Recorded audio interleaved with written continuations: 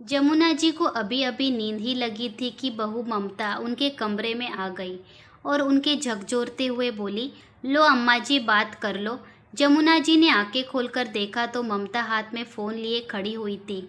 उसे इस तरह देखकर जमुना जी ने पूछा, किसका फ़ोन है बहू? और किसका होगा? आपकी लाडली बेटी का है। जब देखो बस फ़ोन खुड़का देती है। ये भी नहीं देखती सामने वाला आदमी कोई ज़रूरी काम कर रहा होगा या कोई आराम कर रहा होगा।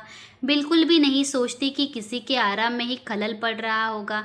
जमुना जी के छोटे से सवाल पर ममता ने पूरा लेक्चर दे दिया। बहू, वो मेरी बेटी है, उसका दिल भी तो मेरे लिए दुखता ही होगा ना। अब मेरी तबीयत ठीक नहीं रहती है तो रोज़ फ़ोन लगा देती है, नहीं तो पहले कहाँ रोज़ फ़ोन करती थी। हाँ, हम तो आपको बड़ा दुख में रखते हैं जो उसका दिल आपके लिए दुखता है। चिड़चिड़ाती हुई ममता ने कहा और आखिर फ़ोन उन्हें पकड़ाकर वहीं पास में खड़ी हो गई। आखिर यह भी तो सुनना ज़रूरी था कि जमुना जी अपनी बेटी से क्या बात करती है।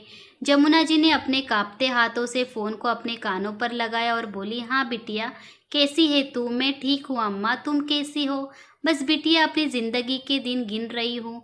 अब तो शरीर भी साथ नहीं देता, बस भगवान उठा ले अब तो। अरे ना अम्मा, अभी तो बहुत लंबी उम्र है तुम्हारी, अभी तो पोते पोती नाती नातिनों की शादी देखना बाकी है। अब तो ना लगे बिटिया कि तब तक जिंदगी जी पाऊंगी। बस तुम लोगों को भगवान सारी खुशी दे और हमेशा अपना आशीर्वाद बनाए रखे। कहते कहते अम्मा को खांसी चलने लग गई। ममता ने अम्मा के हाथ से फ़ोन लेकर काट दिया और अम्मा को पानी का गिलास पकड़ाकर वापस रसोई में चली गई।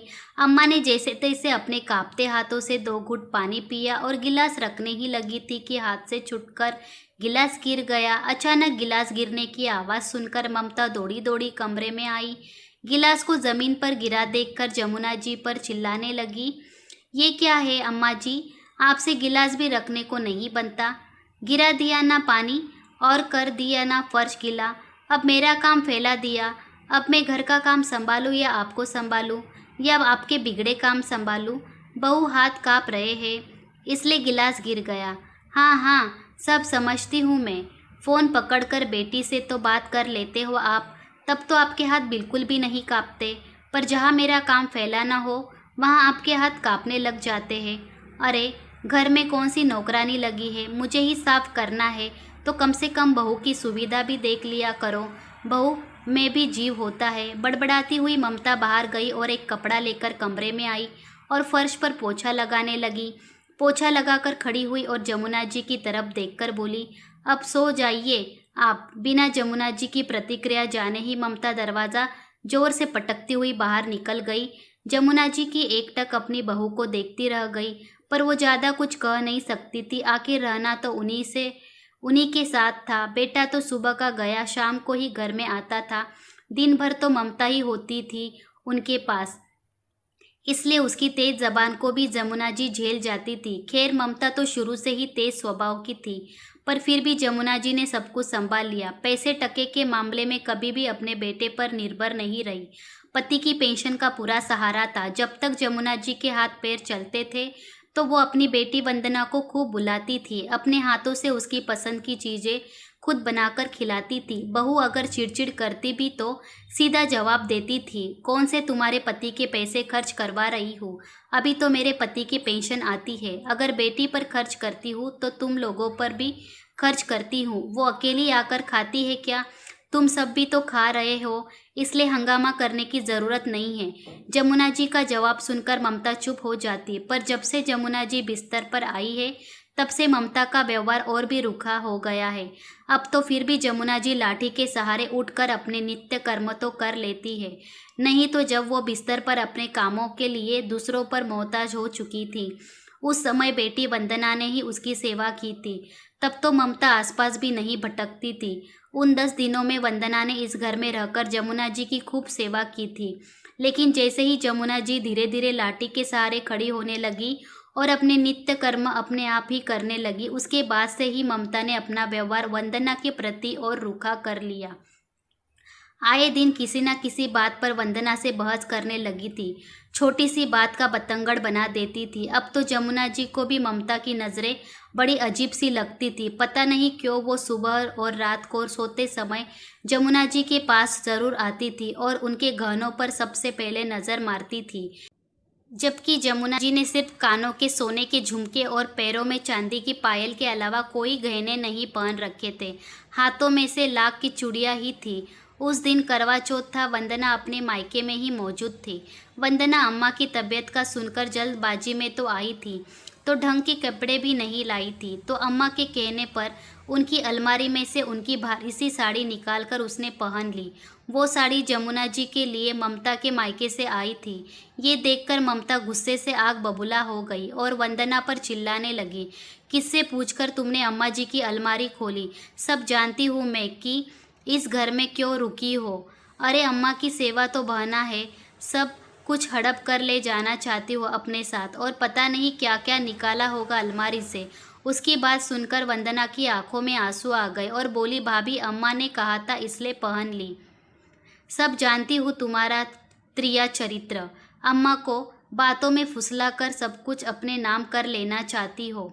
बहू बस कर, क्या बोल रही है?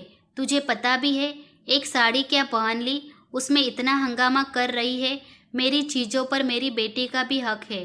क्यों अम्मा जी, रहती तो हमारे साथ हो, फिर बेटी का काहे का हक? इसे तो मैं एक फूटी कौड़ी भी न लेने दूँ। बस करो ममता, तुम्हें शर्म नहीं आती अम्मा से लड़ते हुए? अचानक माधव ने अंदर आते हुए कहा। माधव को देखकर ममता चुप तो हो गई, लेकिन घर का माहौल तो खराब हो ही चुका था। ये आए दिन का किस्सा होने लगा था। आखिर जमुना जी भी कब तक बर्दाश्त करती?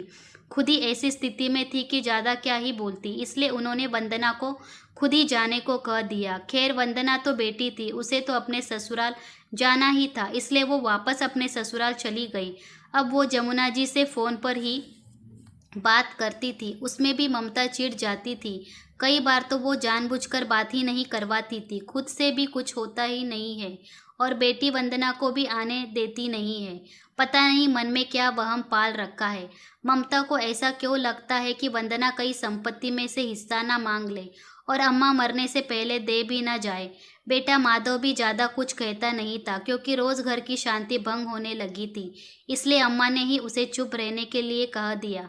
खैर जमुना जी अपने पलंग से जैसे तैसे उठी और लाठी का सहारा लेकर बाथरूम की तरफ जाने लगी, लेकिन पता नहीं क्यों आज पैर लड़खड़ा गए और वो जमीन पर गिर पड़ी। अचानक कमरे में गिरने की आवाज़ सुनकर बहू कमरे में आ गई और जमुना जी को गिरा हुआ देखकर बोली, अरे अम्मा जी, क्या हाथ पैर तुड़वाने का इरादा है?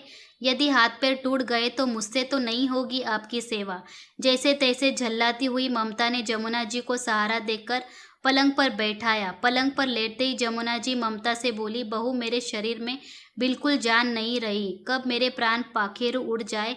एक बार वंदना को यहाँ बुला दे, मैं बस एक बार उसे देखना चाहती हूँ, उससे मिलना चाहती हूँ। ठीक है, बुला दूंगी, कहकर जमुना जी को ममता वही छोड़कर अपने कमरे में आ गई। पता नहीं अपनी बेटी को क्या देने के लिए बुला रही है।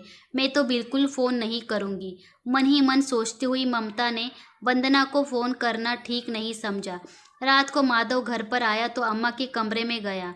वह अम्मा को सोता हुआ देखकर वापस बाहर आ गया। सुबह उठकर जब जमुना जी के कमरे में गई तो जमुना जी के प्राण पखेरु उड़ चुके थे, पर उसे इस बात का बिल्कुल पता नहीं था कि उसने जमुना जी के कहने के बावजूद भी वंदना को बुलाया नहीं, बल्कि बिना वक्त गवाए वो फटाफट अम्मा के शरीर पर से गहने निकालने लगी।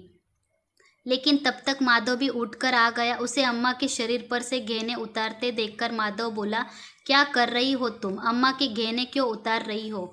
तुम्हें पता है ना अम्मा को गहने पहन कर रखना बहुत पसंद है। अरे अब काहे की पसंद, अम्मा तो गई। अचानक ममता के कहने पर माधव फटाफट अम्मा के पास गया और उनके शरीर को छू कर देखा।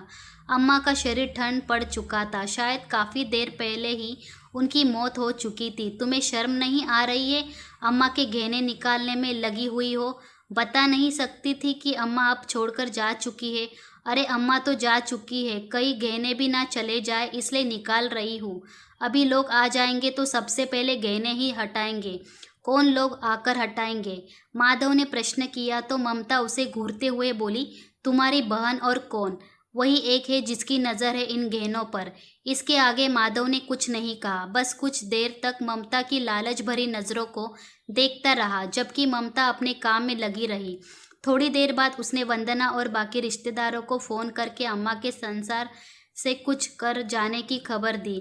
जब क्रियाकर्म हो गया तो वंदना वापस अपने पति के साथ जाने लगी। तब माधव वंदना से बोला, वंदना तू तो इस घर की बेटी है, तुझे तो कम से कम 15 दिन यहाँ रुकना ही चाहिए। नहीं भाई, जिस घर से अम्मा ने खुद ही जाने को कह दिया था वह मेरा रुकना ठीक नहीं। फिर तुम तो सब कुछ जानते ही हो, अपने स्वाभिमान की रक्षा तो मुझे खुद ही करनी है। अब तो अम्मा भी नहीं रही, अब तो मेरा मायका भी खत्म। कहते कहते वंदना की आंखों में आंसू आ गए। माधव ने देखा कि ममता अपने रिश्तेदारों से घिरी बैठी है, पर एक बार भी उसने वंदना को सांत्वना नहीं दी। सच, आज वाकई उसकी बहन का मायका खत्म हो रहा था, पर फिर भी माधव ने भी वंदना को रोका नहीं। वंदना अपने पति के साथ बाहर आ गई। दोनों रवाना होने वाले थे कि इतने में माधव फिर वंदना के पास आया और एक छोटी सी पोटली उसे देखकर बोला, ये अम्मा ने तेरे लिए दिए थे, ये ले जा। ये अम्मा का आशीर्वाद है, उन्होंने खुद अपने हाथों से मुझे दिए थे कि वंदना को दे देना। और रही बात मकान की हिस्से की, तो नहीं भाई, मुझे कुछ नहीं चाहिए। मैं जानती हूँ कि आपकी स्थिति भी इतनी अच्छी नहीं है, आप तो ये अपने पास रखो। पर वंदना, ये गहने तेरे हैं, इस पर सिर्फ और सिर्फ तेरा हक है। इससे पहले कि तेरी भाभी के साथ रहकर मेरी भी नीयत खराब हो जाए, तो इन्हें लेकर जा। और रही बात मायके की, तो ज़रूरी नहीं कि तू यहाँ आए, मैं तेरे पास आ जाऊँगा। तेरे स्वाभिमान को ख़त्म नहीं होने दूंगा। मायके का आंगन ना सही, भाई का दामन तो है अपने भाई। माधव की बात सुनकर वंदना उसके गले लगकर फूट फूट कर रोई। कुछ देर बाद जब मन हल्का हुआ, तब माधव से विदा लेकर वंदना वहाँ से रवाना हो गई। वो दिन था और आज का दिन है। वंदना कभी अपने मायके के घर में नहीं गई। हाँ, माधव हर रक्षाबंधन और भाई दूज पर खुद अपनी बहन के घर पर आ जाता है। हालांकि ममता ने इस पर भी काफ़ी हंगामा किया था, पर माधव एक कान से सुनकर दूसरे कान से निकाल देता, तो ममता धीरे धीरे अपने आप ही चुप हो गई। और रही बात गहनों की, तो ममता उन गहनों के लिए अपना सिर पीटती रह गई। जब माधव ने उसे यह बताया कि अम्मा ने मकान बेटे के नाम तो गहने बेटी के नाम किए थे, और गहने उसने खुद वंदना को दे दिया है। दोस्तों, उम्मीद करती हूँ कि आपको हमारी कहानी पसंद आई होगी। कहानी पसंद आई है तो वीडियो को लाइक करें, चैनल पर नए हैं तो चैनल को सब्सक्राइब करें, और हाँ, नोटिफिकेशन बेल आइकन को ज़रूर दबाइए ताकि अगली अपडेट सबसे पहले आपको मिले। तब तक के लिए धन्यवाद।